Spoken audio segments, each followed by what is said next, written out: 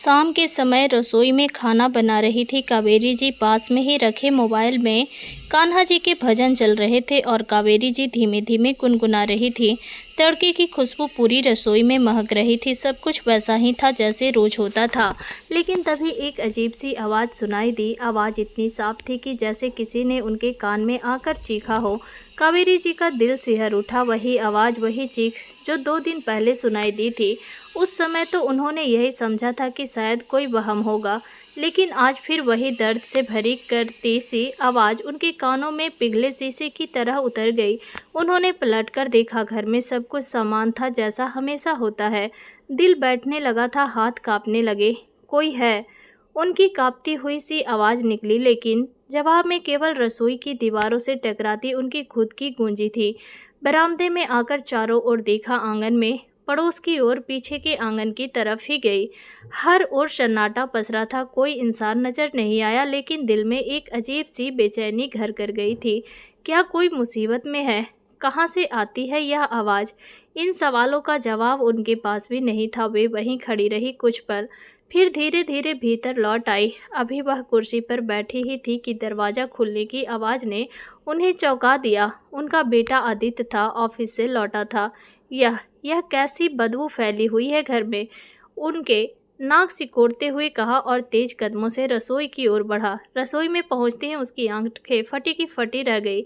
Gas धूत धूत करके जल रही थी और कढ़ाई में रखा प्याज टमाटर का तड़का जलकर राख हो चुका था। माँ, यह क्या है? आप गैस जलाकर भूल गई? कोई बड़ा हादसा हो सकता था। आदित्य ने गुस्से में गैस बंद की और कढ़ाई को जोर से सिंक में पटका। गुस्से में तमतमाता हुआ बाहर गया। माँ, ध्यान कहाँ था आपका? यह क्या किया आपने? कावेरी जी सिर झुकाकर बोली। पता नहीं बेटा, मैं भूल गई। आज फिर से वही आवाज़ सुनाई दी थी, वही जो 2 दिन पहले आई थी। उसी को देखने के लिए बाहर निकली थी। आदित्य ने चिढ़ते हुए कहा। माँ, कोई आवाज़ नहीं आ रही। यह रोज रोज की आवाज़ें आपके ही दिमाग की उपज है। उम्र हो गई है आपकी। इस उम्र में यह सब आम है। प्लीज़ थोड़ा ध्यान रखा करो। इतनी लापरवाही ठीक नहीं। हाँ बेटा, उम्र तो हो ही गई है, कावेरी जी ने फीकी मुस्कान के साथ जवाब दिया। फिर कुछ सोचते हुए बोली, जब तुझे पता ही है कि तेरी माँ की उम्र हो चली है तो मेरे लिए बहू ले आ।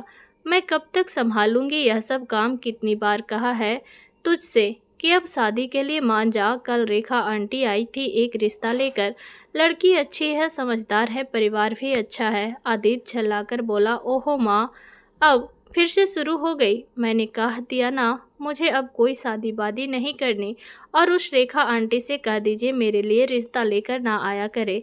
हे भगवान, क्या करूं मैं इस लड़के का? कावेरी जी बुदबुदाई और फिर थकी चाल से रसोई की ओर लौट गई। आदित्य अपने कमरे में आ गया। दरवाजे को धक्का देकर ऐसे बंद किया जैसे भीतर की बेचैनी को किसी तरह दीवारों में कैद करना चाहता हो। एक और जूते पटके, घड़ी उतारी और फिर बिस्तर पर इस तरह गिरा जैसे किसी बोझ से लदा हो।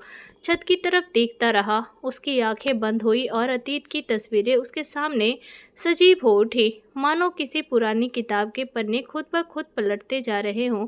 वह दिन उसकी शादी का दिन था। वो दिन आदित्य के लिए किसी उत्सव से कम नहीं था। चारों तरफ रोशनी थी, घर रिश्तेदारों से भरा हुआ था और माँ कावेरी देवी के तो जैसे जमीन पर पाँव ही नहीं पड़ रहे थे। बैंड बाजे की धुन पर बाराती झूम रहे थे। आदित्य को भी लगा था अनामिका को पाकर उसकी जिंदगी भर की ख्वाहिशें पूरी हो गई हैं। अनामिका की आंखों में एक अलग सी मासूमियत थी और उसकी मुस्कान में ऐसा जादू कि जो एक बार उसे देखता तो मोहित हो जाता। अनामिका, उसका लाल जोड़ा, झुकी पलकें, शर्माती मुस्कान, सब जैसे अब भी उसकी आंखों में कैद था। अच्छे खानदान की थी, सुंदर, पढ़ी लिखी और सबसे बड़ी बात, आदित्य की पसंद। शादी के बाद के शुरुआती दिन भी किसी परी कथा से कम नहीं थे। अनामिका जब पहली बार रसोई में गई थी, कावेरी जी ने उसका माथा चूमा था। तू मेरी बेटी बनकर आई है, बहू बनकर नहीं। काम काज तक नहीं करने देती थी अपनी बहू को। अभी तुम लोग घूमो फिरो, खाओ पियो। नई जिंदगी की शुरुआत है, यही दिन होते हैं ऐश करने के। अभी से काम में क्यों फंसना? ऐसा कहकर घर का आधे से ज़्यादा काम कावेरी जी खुद ही निपटा देती थी। आदित्य को भी अनामिका की हर बात, हर हंसी, हर अदा, सब कुछ इतना अच्छा लगता था कि वह हैरान रह गया था, यह सोचकर कि कोई इतना परफेक्ट कैसे हो सकता है। लेकिन यह परफेक्शन ज़्यादा दिन तक नहीं टिका। वो दोपहर थी जब आदित्य ऑफिस से जल्दी लौट आया था। ऑफिस में कुछ खास काम नहीं था तो उसने सोचा कि दोपहर का वक्त अनामिका के साथ बिताएगा। फिर वे दोनों शाम को फिल्म देखने जाएंगे। उसने सोचा था कि उसका सरप्राइज पाकर अनामिका खुश हो जाएगी। अनामिका, उसने दरवाज़ा खोलते ही पुकारा, लेकिन जब जवाब में केवल सन्नाटा मिला। अनामिका, कहाँ हो? उसने फिर आवाज़ दी। रसोई की ओर गया। चूल्हे पर दाल की हांडी अभी गर्म थी, जैसे अभी अभी पकाई गई हो, लेकिन अनामिका कहीं दिखाई नहीं दी। वह बेडरूम की ओर जाने लगा तो कमरे के बाहर का नज़ारा देखकर उसका दिल धक से रह गया। अनामिका की लाल चुनरी फर्श पर गिरी थी। अनामिका के कुछ कपड़े, उसका पसंदीदा दुपट्टा और चप्पलें भी लापरवाही से बिखरे हुए थे, जैसे किसी ने जबरदस्ती में सामान फेंक दिया हो। सब कुछ फटी आंखों से देखते हुए आदित्य अपने कमरे में गया। यह क्या? आदित्य कांपते स्वर में बोला। सामने अलमारी खुली पड़ी थी। पास जाकर देखा, अनामिका के सारे कपड़े भी गायब थे। उसने जल्दी से अलमारी का लॉकर खोला, जहां उसने अपनी जमा पूंजी 2 लाख रुपए नकद और कुछ सोने के गहने रखे थे। वहां कुछ भी नहीं था सिवाय एक खाली लिफाफे के। आदित्य का सिर चिकराने लगा। नहीं, यह नहीं हो सकता, वो बुदबुदाया, लेकिन उसका दिल जोर जोर से धड़क रहा था। तभी बाहर खटपट की आवाज आई। वो दरवाजे की ओर भागा। कावेरी जी सब्जियों की थैली लिए घर में दाखिल हुई। उनके चेहरे पर थकान थी, लेकिन आदित्य की बेचैन आंखें देखकर वो ठिठक गई। आदित्य, तो इतनी जल्दी घर कैसे? माँ, अनामिका कहाँ है? आदित्य की आवाज़ में घबराहट थी। घर खाली पड़ा है, उसकी अलमारी खाली है, गहने गायब हैं, पैसे गायब है। कावेरी जी का चेहरा फीका पड़ गया। क्या कह रहा है आदित्य? वो तेजी से रसोई की ओर बढ़ी। अनामिका, बहू कहाँ हो? लेकिन उनकी पुकार हवा में खो गई। आदित्य ने घर का कोना कोना छान मारा। बेडरूम, आंगन, पीछे का पुराना कमरा, कहीं कोई निशान नहीं। उसने पड़ोस की मंजू चाची को देखा, जो अपनी छत पर कपड़े सुखा रही थी। चाची, अपने अनामिका को देखा? मंजू चाची ने एक पल रुककर कहा, हाँ बेटा, दोपहर में मैंने उसे गली के मोड़ पर एक लड़के के साथ देखा था। पतला दुबला सा था। दोनों जल्दबाजी में थे। मैंने सोचा शायद कोई रिश्तेदार होगा। आदित्य का खून खौल उठा। कैसा लड़का? कब? 1 बजे के आसपास दोनों तेजी से गली के बाहर गए। आदित्य का दिमाग तेजी से चलने लगा। उसने तुरंत अनामिका के मायके फोन किया। माँ जी, अनामिका वहाँ गई है क्या? उसकी आवाज़ में बेचैनी थी। नहीं बेटा, वो यहाँ नहीं आई। क्या हुआ? अनामिका की माँ की आवाज़ में भी घबराहट थी। आदित्य ने उन्हें सारी बात बताई। इधर कावेरी जी की हैरानी का ठिकाना नहीं था। यह क्या हो गया आदित्य? मुझे तो पहले दिन से उसकी चुप्पी में कुछ खटक रहा था। कितनी शांत रहती थी वो, लेकिन मैंने सोचा नई बहू है, थोड़ी झिझक होगी, शायद समय के साथ खुल जाएगी। आदित्य ने सिर पकड़ लिया। उसकी शादी को अभी 15 दिन भी नहीं हुए थे। अनामिका की वह मीठी बातें, उसकी हंसी, उसका खाना बनाते वक्त गुनगुनाना, आदित्य से अपने प्यार का इजहार करना, सब कुछ इतना सच्चा लगता था। लेकिन फिर यह सब क्या था? उसने बाइक की चाबी उठाई और थाने की ओर चल पड़ा। आदित्य का गुस्सा अब धीरे धीरे एक अनजाने डर और शक में बदल रहा था। क्या आपको पक्का यकीन है कि आपकी पत्नी अपने साथ गहने और पैसे लेकर गई है? थानेदार ने अपनी फाइल से नज़र उठाकर पूछा। उसकी आवाज़ में सख्ती थी। लगता तो यही है सर, आदित्य ने जवाब दिया। हालांकि उसकी आवाज़ में एक हल्की सी कांप सुनाई दे रही थी। फिर उसने सब बताया, कैसे सब कुछ गायब हो चुका था। उसकी पत्नी, उसके सपने, उसका विश्वास। थानेदार ने फोन उठाकर अनामिका के मायके वालों को बुलाने का आदेश दिया। थोड़ी देर में अनामिका के माता पिता थाने पहुंचे। उनके चेहरे पर घबराहट और शर्मिंदगी साफ झलक रही थी। पूछताछ शुरू हुई और जो बातें सामने आई उन्होंने आदित्य को झकझोर कर रख दिया। अनामिका की मां ने कांपती आवाज में कहा, बेटा हमें माफ कर दो। अनामिका, वो शादी से पहले भी एक लड़के सत्यम के साथ भाग गई थी। हमने बड़ी मुश्किल से उसे समझा बुझाकर घर लाया था। सोचा था शादी के बाद सब ठीक हो जाएगा। हमें यकीन था कि वह अब सही रास्ते पर है, लेकिन हमें नहीं पता था कि वह अब भी उस लड़के के संपर्क में है। कहते हुए वो फफक कर रोने लगी। आदित्य का चेहरा पत्थर की तरह सख्त हो गया। आर्यन, उसने दांत पीसते हुए कहा। तो यह सब एक साजिश थी। उसने मुझे और मेरे परिवार को धोखा दिया। थानेदार ने उसे शांत रहने का इशारा किया और अपने सब इंस्पेक्टर को फ़ोन पर कुछ निर्देश दिए। शाम ढलते ढलते खबर आई कि अनामिका के फ़ोन की आखिरी लोकेशन पास के बस स्टैंड के पास मिली है। अतीत का दिल जोर जोर से धड़क रहा था। वह पुलिस की जीप में थानेदार के साथ बस स्टैंड की ओर रवाना हुआ। बस स्टैंड पर पहुंचते ही पुलिस ने इलाके को घेर लिया। अदित की नज़रें बस हर चेहरे पर भटक रही थी। तभी एक बस को रोका गया और सबने पीछे की सीट पर अनामिका बैठी दिखी, घबराई हुई, चेहरा पीला, आंखें नीचे। उसके बगल में एक पतला दुबला सा लड़का था जिसके चेहरे पर डर की परतें साफ नजर आ रही थी। वह आर्यन था। पुलिस ने दोनों को हिरासत में लिया। उसके बैग की तलाश में सब के सब सोने के गहने और नकदी का कुछ हिस्सा बरामद हुआ। आदित्य ने अनामिका की ओर देखा। उसकी आंखों में सवालों का तूफान था। क्यों अनामिका, तूने ऐसा क्यों किया? उसकी आवाज़ में गुस्सा कम, दर्द ज़्यादा था। अनामिका ने सिर झुकाए रखा, लेकिन आर्यन ने बोलने की कोशिश की। हम बस अपनी ज़िंदगी की एक नई शुरुआत करना चाहते थे, मेरी ज़िंदगी बर्बाद करके। आदित्य ने गुस्से से दहाड़ते हुए कहा, तुमने मुझे कहीं का नहीं छोड़ा, मुझे धोखा दिया, मेरी माँ का भरोसा तोड़ा। वह जोर जोर से चिल्ला रहा था। थानेदार ने दोनों को थाने ले जाने का आदेश दिया। तभी अनामिका ने आखिरकार सिर उठाया। उसकी आंखें आंसुओं से भरी थी। मुझे माफ़ कर दो आदित्य, उसने धीमी टूटी हुई आवाज़ में कहा। मैं आर्यन से प्यार करती थी। मेरे मायके वालों ने मुझे तुमसे शादी करने के लिए मजबूर किया। मैं बस उसी के साथ रहना चाहती थी। आदित्य ने कोई जवाब नहीं दिया। उसका दिल टूट चुका था। उसकी अनामिका, जिसकी मुस्कान को वह अपनी ज़िंदगी की सबसे कीमती चीज़ समझता था, वह एक धोखेबाज थी। उसने अपने चेहरे पर एक ऐसा नकाब ओढ़ रखा था जिसके पीछे छिपी सच्चाई ने आदित्य को अंदर तक तोड़ दिया था। पुलिस ने अनामिका और आर्यन के खिलाफ चोरी और धोखाधड़ी का केस दर्ज किया। आदित्य घर लौटा, लेकिन उसका मन एक अजीब से खालीपन से भरा था।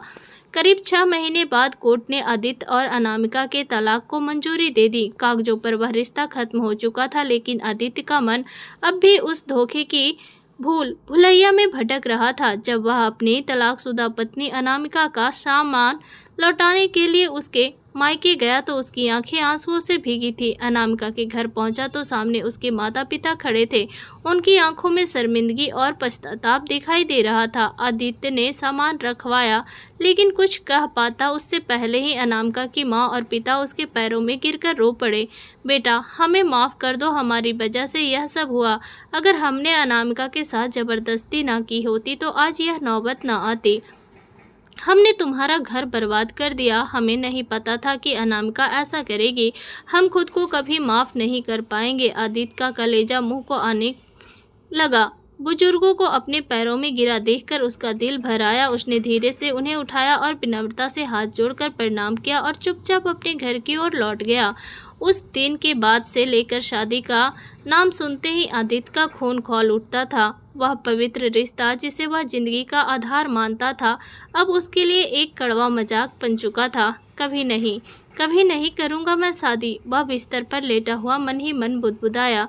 तभी बाहर से कावेरी जी की आवाज़ गूंजी, अरे बेटा आ जाओ, मैंने खाना बना लिया है। उसकी आवाज़ में ममता थी, लेकिन आदित्य का मन इतना भारी था कि वह हिल भी नहीं पाया। नहीं माँ, मुझे भूख नहीं है, आदित्य ने कमरे से ही आवाज़ दी। उसकी आवाज़ बुझी थी, जैसे कोई पुराना घाव फिर से हरा हो गया हो। कावेरी जी ने उसकी आवाज़ की थकान को भांप लिया। वे धीरे से कमरे में दाखिल हुई, बेटे के पास बैठी और उसके माथे पर प्यार से हाथ फेरते हुए बोली, फिर से तो उन्हीं बातों में खो गया बेटा। जिंदगी चलने का नाम है, जो हुआ उसे भूल जा, वर्तमान को संभाल, नहीं तो यह अतीत का बोझ तुझे और तोड़ देगा। अतीत ने माँ की ओर देखा। चल अब बैठ, उठ, कावेरी जी ने हल्के से मुस्कुराते हुए कहा। खाना खा ले, मुझे पता है तुझे भूख लगी है, और सुन, अगर तू नहीं खाएगा तो मैं भी नहीं खाऊंगी।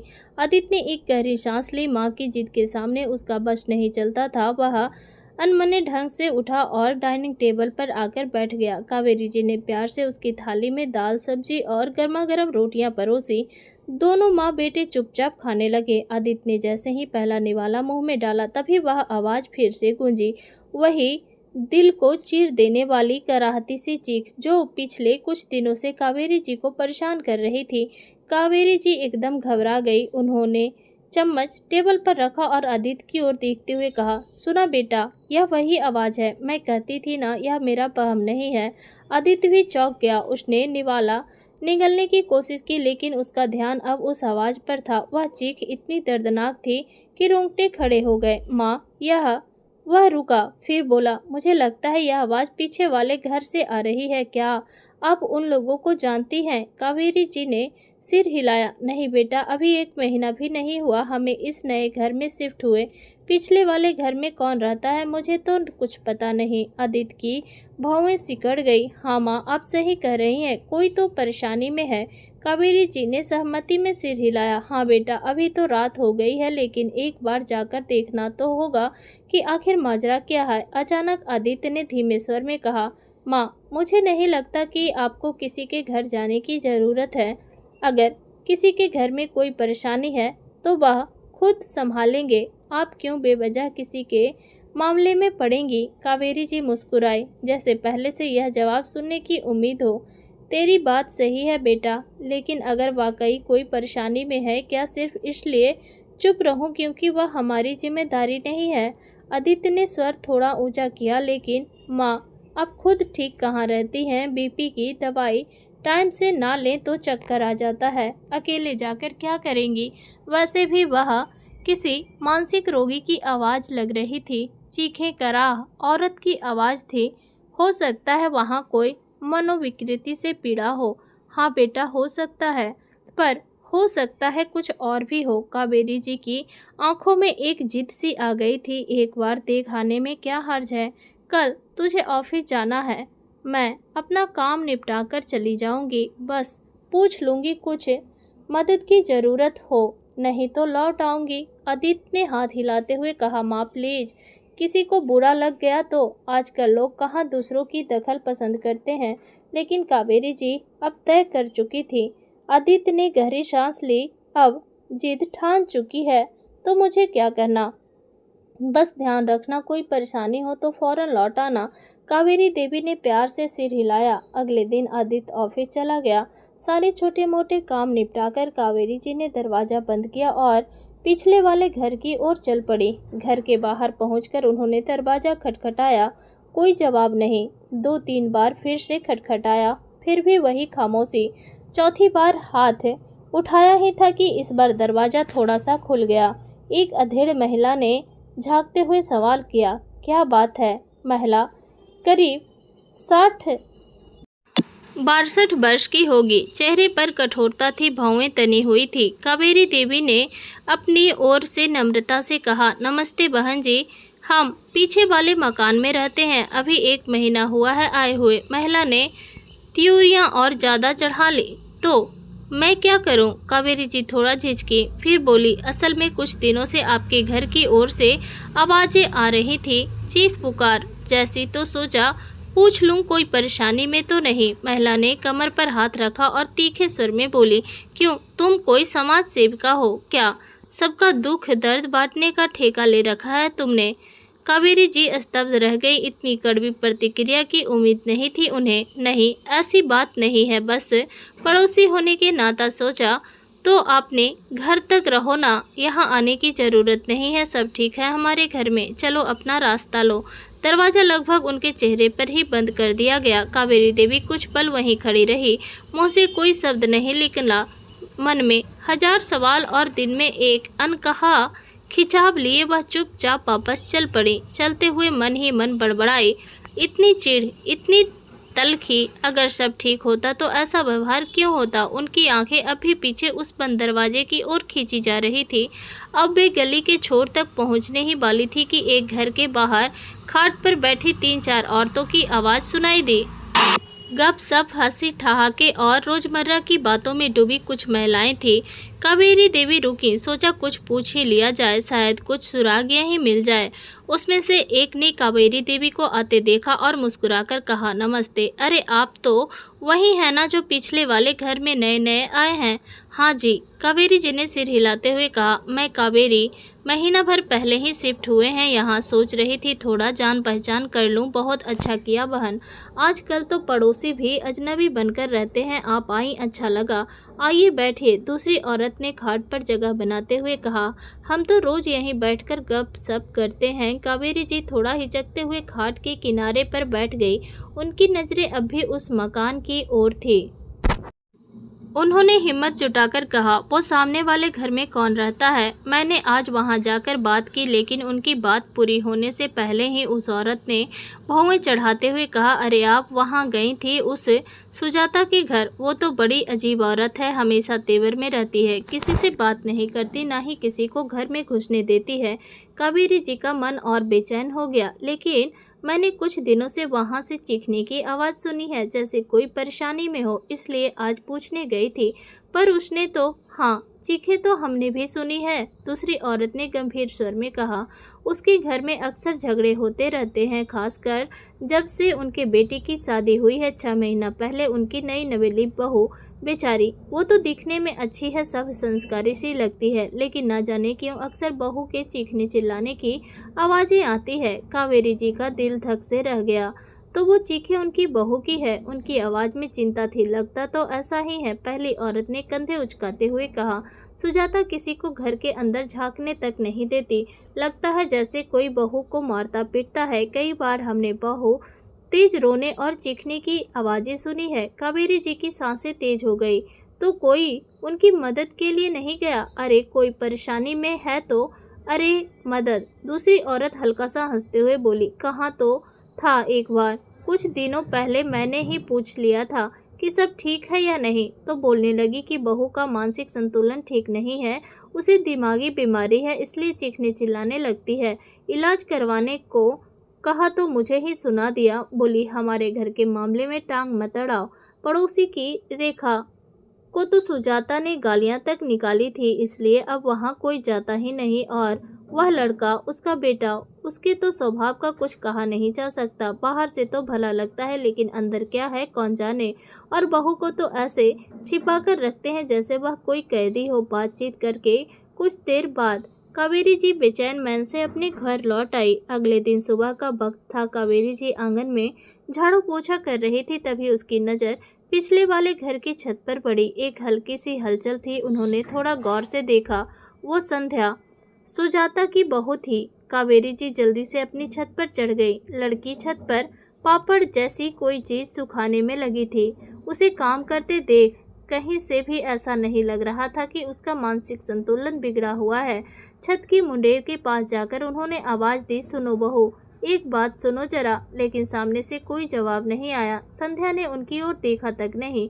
कावेरी जी ने फिर से आवाज़ दी, मैं तुझसे ही कह रही हूँ, बस एक बात पूछनी है, सुन तो लो। संध्या ने हल्का सा घूंघट उठाकर एक नज़र डाली, फिर बिना कुछ बोले तेजी से सीढ़ियों की ओर बढ़ी और गायब हो गई। कावेरी जी वहीं खड़ी रह गई। वो मदद करना चाहती थी, लेकिन जब कोई बात ही ना सुने तो क्या किया जाए। मन महसूस कर वो नीचे उतरी और अपने बाकी काम में जुट गई। 1 सप्ताह बीत चुका था। आज सुबह उन्होंने कपड़े धोए और उन्हें छत पर सुखाने चली गई। जैसे ही मुंडेर की ओर बढ़ी, पिछले वाले घर में फिर से उनकी निगाह टिक गई। संध्या नीचे आंगन में बैठी थी। सामने कपड़ों का एक बड़ा ढेर था, जिसे वह चुपचाप धो रही थी। चेहरा घूंघट में ढका हुआ था। तभी अंदर से सुजाता निकल कर आई। हरे रंग की कीमती साड़ी, कानों में चमकते झुमके, वो पूरी तरह तैयार लग रही थी। वो अपनी बहू के पास आई और एक झटके में लगभग उतने ही और कपड़े उसके सामने पटक दिए। ये भी धो दे, और हाँ, हम लोग जा रहे हैं, शाम तक आ जाएंगे, घर का सारा काम ठीक से निपटा लेना। फिर उसने अपनी दाहिनी उंगली उठाकर आंखें तेरते हुए कहा, और सुन, दरवाजे से बाहर कदम भी मत रखना। अगर मुझे पता चला कि तू बाहर गई है तो अच्छा नहीं होगा। उसी वक्त अरविंद, सुजाता का बेटा, भी घर का दरवाज़ा खोलते हुए बोला, माँ अब चलो, भी देर हो रही है। सुजाता ने एक बार फिर अपनी बहू को घूरा, फिर अपने बेटे के साथ बाहर चली गई। कावेरी जी चुपचाप यह सब देख रही थी। बातें ज़्यादा सुनाई तो नहीं दी, लेकिन जिस तरह से कपड़े फेंक कर गए, जिस तरह की चेतावनी दी गई और जिस तरह बहू ने सिर झुका लिया, वो सब कुछ बिना कहे भी बहुत कुछ कह गया। तो यह लोग कहीं जा रहे हैं। कावेरी जी ने सोचा, मतलब वो आज घर में अकेली है। उनका मन फिर बेचैन हो उठा। अब मौका है। वो मन ही मन बुदबुदाई, शायद आज वह कुछ बोले। अगर मैंने उससे बात कर सकूं तो शायद कुछ सच सामने आ जाए। लेकिन साथ ही उसके मन में डर भी था, अगर सुजाता को पता चल गया तो।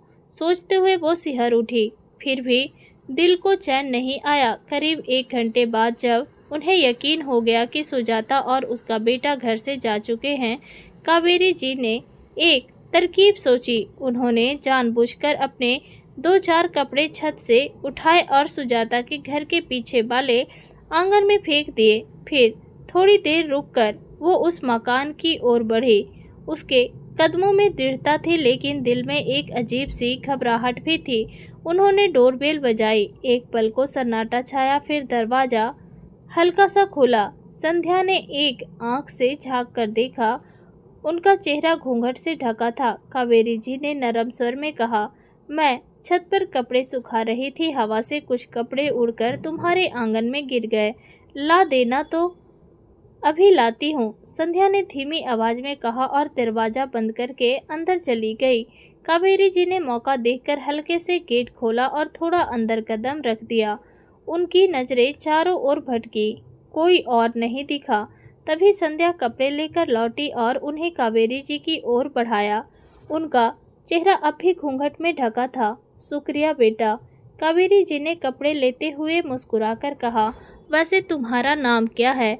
हम तो पड़ोसी हैं, पर अभी तक बात नहीं हुई। लड़की ने एक पल को झिझक कर उनकी ओर देखा, फिर धीरे से बोली, संध्या। उसकी आवाज़ में कंपन थी। कावेरी जी ने अपने स्वाभाविक ममतत्व से बात आगे बढ़ाई। संध्या, बहुत प्यारा नाम है बेटा। अगर बुरा न मानो तो मैं थोड़ा यहीं बैठ जाऊं, थोड़ी बातें कर लेते हैं। संध्या ने पहले दरवाजे की ओर देखा, मानो डर रही हो कि कोई आ ना जाए। फिर उसने हल्का सा सिर हिलाकर सहमति दी।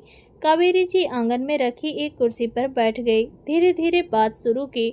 हम तो 1 महीने पहले यहाँ आए हैं बेटा। मेरा बेटा आदित्य, उसका ट्रांसफ़र हुआ था, इसलिए इस मोहल्ले में शिफ्ट हुए। तू तो यहाँ पहले से है, बताना कैसा है यह मोहल्ला? संध्या चुप रही, लेकिन कावेरी जी ने धीरे धीरे बातों का सिलसिला बढ़ाया। उन्होंने अपने बारे में बताया और फिर धीरे धीरे असल मुद्दे पर आ गई। बेटा, कुछ दिनों से इस घर से चीखने चिल्लाने की आवाज़ें सुनाई देती है।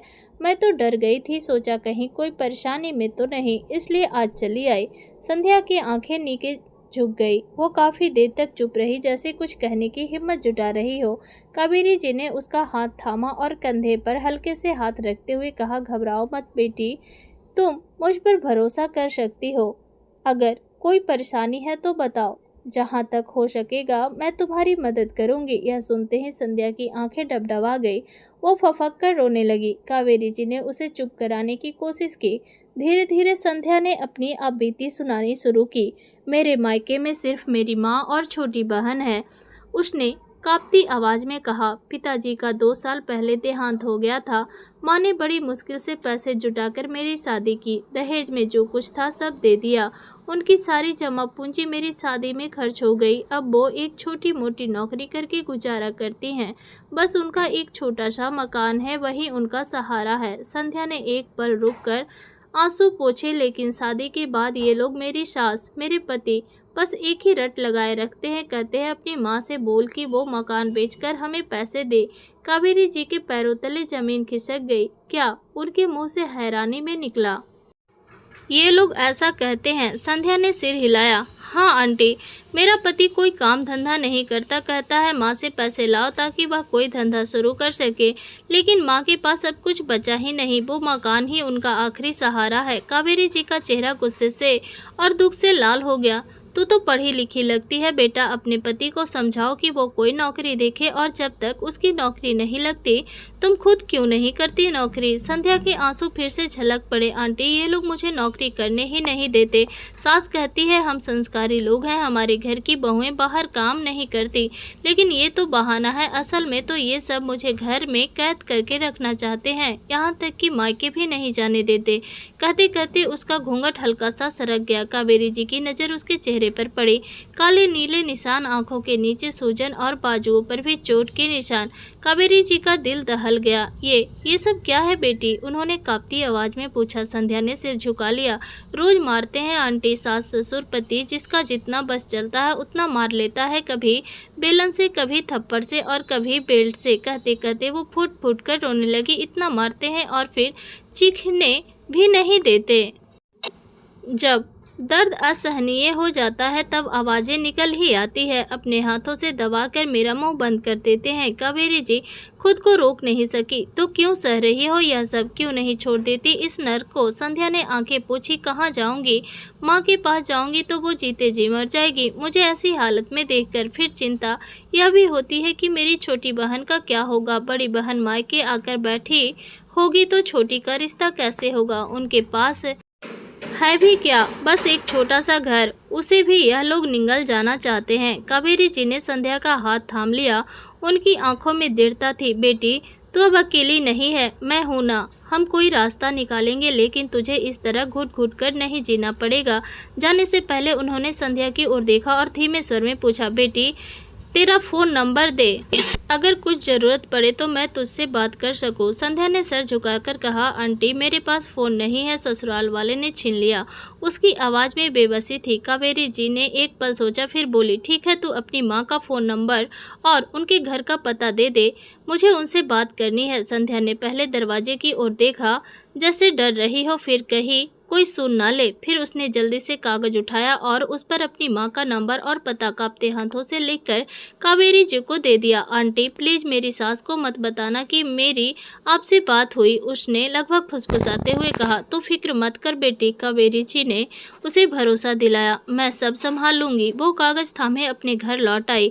उनका मन संध्या की माँ के पास जाकर तुरंत बात करने को बेचैन था, लेकिन घर का काम उन्हें रोक रहा था। उन्होंने मन ही मन सोचा, कल जाकर संध्या की माँ से खुद मिलूंगी, शायद वह कुछ रास्ता बता सके। लेकिन उसकी रात कावेरी जी की नींद फिर उसी दर्द भरी चीख से टूटी। वह चीख फिर से उनके कानों में गूंज रही थी। पहले तो ससुराल वाले उसकी आवाज को दबा देते थे और संध्या भी डर के मारे चुप हो जाती थी, लेकिन आज वो जोर जोर से चिल्ला रही थी, जैसे वह चाहती थी कि उसकी पुकार मोहल्ले वाले तक पहुंचे। और जितना वह चिल्ला रही थी उतना ही उसके ससुराल वालों की मार की आवाजें भी कावेरी जी के कानों तक आ रही थी। कावेरी जी का खून खौल उठा। उन्होंने बुदबुदाते हुए बिस्तर से उठकर फोन उठाया।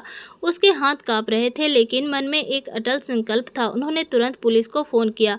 हेलो, मैं कावेरी बोल रही हूँ। मेरे पड़ोस के घर में एक बहू को बुरी तरह से पीटा जा रहा है, प्लीज जल्दी आइए। कहते हुए उन्होंने पीछे के घर का पता भी लिखवा दिया। फोन रखते ही उन्होंने संध्या की माँ का नंबर डायल किया। देर रात का वक्त था, लेकिन संध्या की माँ ने तुरंत फोन उठाया। कौन? उनकी आवाज में घबराहट थी। मैं कावेरी, आपकी बेटी संध्या की पड़ोसन। कावेरी जी ने जल्दी जल्दी कहा, आपकी बेटी बहुत मुसीबत में है, उसके ससुराल वाले उसे मार रहे हैं। मैंने पुलिस को बुला लिया है, आप भी जल्दी आ जाइए। क्या? मेरी संध्या। दूसरी ओर से एक रूंधी आवाज आई, मैं अभी आती हूँ। करीब आधे घंटे बाद कावेरी जी के घर के सामने सायरन की आवाज गूंजी। महिला पुलिस की एक जीप सुजाता के दरवाजे पर रुकी। कावेरी जी भी आदित्य के साथ जल्दी से वहां पहुंची। उनके दिल की धड़कनें तेज थी, लेकिन वह जानती थी कि अब सही वक्त है। सुजाता का दरवाजा जोर जोर से खटाया गया। पुलिस, दरवाजे खोलो। एक महिला कांस्टेबल की सख्त आवाज गूंजी। दरवाजा खुला। सुजाता सामने थी। उसका चेहरा गुस्से और डर के मिश्रण से तमतमाया हुआ था। यह क्या? इतनी रात के वक्त पुलिस हमारे घर? उसने कांपते आवाज में चिल्लाकर कहा। तभी सुजाता का बेटा अरविंद भी वहां आ पहुंचा। क्या बात है मैडम, क्या हो गया? उसने हड़बड़ाते हुए पूछा। संध्या को बुलाओ, हमें उससे बात करनी है, महिला इंस्पेक्टर ने कड़क आवाज में कहा। अरविंद ने हड़बड़ाते हुए जवाब दिया, वो तो उसकी तबीयत ठीक नहीं, घर का काम करते करते फिसल गई थी, कमर में चोट लगी है, इसलिए आराम कर रही है। लेकिन आपको संध्या से क्या काम? उसने फिर पूछा। उसकी आवाज़ में घबराहट साफ झलक रही थी। इंस्पेक्टर ने ठंडे लहजे में कहा, हमें खबर मिली है कि तुम अपनी बहू के साथ मारपीट करते हो। अब संध्या को बुलाओ, वरना हम खुद अंदर आएंगे। इतना सुनते ही सुजाता ने चतुराई से बात संभालने की कोशिश की। अरे नहीं नहीं मैडम, उसने बनावटी मिठास के साथ कहा, हमारी बहू तो हमारे लिए बेटी समान है, हम उसे बड़े बड़े लाड प्यार से रखते हैं, यह सब तो बस गलतफहमी है। तभी पीछे से एक रुंधी हुई आवाज़ गूंजी, बिल्कुल झूठ। संध्या की माँ आगे आई, उनकी आंखें आंसुओं से भरी थी। इंस्पेक्टर साहब, यह लोग झूठ बोल रहे हैं। मेरी बेटी इन राक्षसों के चंगुल में फंसकर बहुत दुख झेल रही है। इंस्पेक्टर ने इशारा किया और एक कांस्टेबल ने जोर से पुकारा, संध्या बाहर आओ। पुलिस की आवाज़ सुनकर संध्या अंदर से लंगड़ाते हुए बाहर आई। वह मुश्किल से चल पा रही थी। अब भी उसका चेहरा घूंघट से ढका था, लेकिन उसकी धीमी चाल और कांपते कंधे उसकी हालत बयान कर रहे थे। अरविंद ने फिर बीच में टोका, मैंने कहा था ना मैडम, उसे चोट लगी है, वह चल नहीं पाएगी। संध्या, तू अंदर जा, कहीं कोई नहीं जाएगा। इंस्पेक्टर ने उसकी बात काटते हुए सख्ती से कहा। वह संध्या की ओर बढ़ी और धीरे से उसके सिर से घूंघट हटाने लगी। सुजाता तुरंत चिल्लाई, नहीं मैडम, हमारी घर की बहुएं घूंघट नहीं खोलती, बस चुप हो जाइए। इंस्पेक्टर ने उसे डांटते हुए कहा, अपना मुंह बंद रखिए। फिर उसने संध्या का घूंघट हटाया। संध्या की हालत देखकर इंस्पेक्टर का सीना भी कांप गया। उसका चेहरा मार खाकर नीला काला पड़ चुका था, आंखें सूजी हुई थी, बाजुओं पर वेल्ट के निशान साफ दिख रहे थे। एक दो जगह तो गर्म प्रेस से भी जलाए गए निशान थे। संध्या की माँ उसे देखते ही फूट फूट कर रो पड़ी। अपनी बच्ची उन्हें पहचान में नहीं आ रही थी। कावेरी जी की आंखें भी डबडबा गईं। आदित्य ने माँ का कंधा थाम लिया। उसकी आंखों में गुस्सा और दुख एक साथ उमड़ रहे थे। मोहल्ले के कुछ लोग अब दरवाजे के पास इकट्ठा हो गए थे। फिर सुजाता बोली, नहीं, हमने कुछ नहीं किया, यह चोटें तो उसे गिरने की वजह से लगी है। इंस्पेक्टर ने संध्या के पास सास, ससुर और पति की ओर देखा। इन सबको हिरासत में ले लो, एक दिन के रिमांड में ही सब कुछ उगल देंगे। और संध्या, तुम भी साथ चलो। पुलिस ने संध्या के ससुराल वालों को जीप में बिठाया। संध्या और उसकी माँ भी उसके साथ थी। थाने में पूछताछ हुई और संध्या ने हिम्मत जुटाकर अपनी सारी आपबीती बयां की। कोर्ट में केस दायर किया गया। कावेरी जी और आदित्य ने संध्या और उसकी मां का हर कदम पर साथ दिया। 6 महीने बाद कोर्ट का फैसला आया। संध्या के ससुराल वालों को 5 साल कैद की सजा सुनाई गई।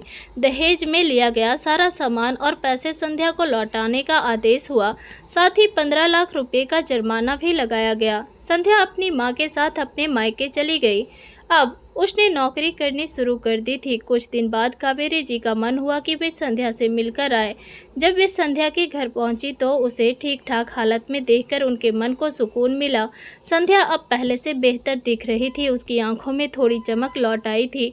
लेकिन संध्या की माँ अभी चिंता में थी। बहन जी, अब क्या होगा? उन्होंने रूंधे गले से कहा, मेरी बड़ी बेटी का तलाक हो चुका है, दूसरी शादी कौन करेगा? उसके आगे का जीवन कैसे कटेगा? सब कुछ कैसा होगा?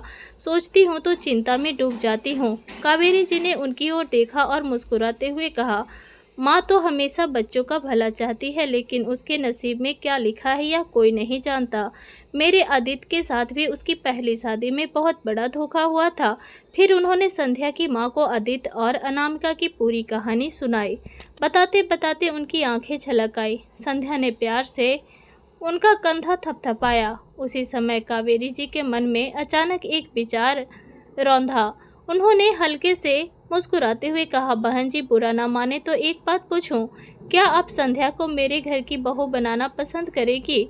संध्या की माँ की आंखों में एक चमक उभरी। सच कावेरी जी? उन्होंने उत्साह से पूछा। आप कहीं मजाक तो नहीं कर रही? नहीं नहीं बहन जी, कावेरी जी बोली, आपकी बेटी मुझे बहुत पसंद है। अगर संध्या इस रिश्ते के लिए राजी हो तो मैं आदित्य से बात करूंगी। संध्या आदित्य से पहले भी मिल चुकी थी।